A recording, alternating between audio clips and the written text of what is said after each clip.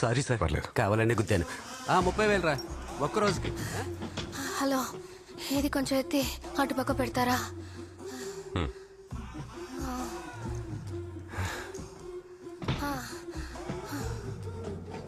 మా సామాను మేము తెచ్చుకుంటాం, ఇక్కడ పెట్టేయండి.